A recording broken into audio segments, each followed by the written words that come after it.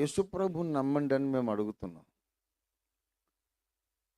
అంటే దానికి అర్థం ఏంటంటే మతం మారమని కాదు,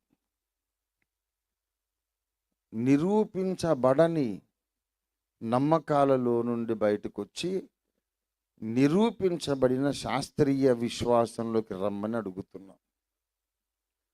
పురాతత్వ ఆధారాలు లేని కథల నుండి పురాతత్వ ఆధారాలతో నిరూపించబడ్డ సత్య కథల్లోనికి రమ్మని పిలుస్తున్నాం. అస్పష్టతలో నుండి స్పష్టతలోనికి రా, అజ్ఞానములో నుండి జ్ఞానములోనికి రా, కల్పిత కథలలో నుండి వాస్తవ చరిత్రలోనికి రమ్మని పిలుస్తున్నాం. మేము రామండి, మాకు ఇష్టం లేదు అంటే మీరు స్వేచ్ఛగా ఏది కావాలో అదే నమ్మండి. ఎవరు మిమ్మల్ని బలవంత పెట్టరు. కానీ ఇంటర్నెట్లో చూడండి, ఎంతోమంది సాక్ష్యాలు ఉన్నాయి.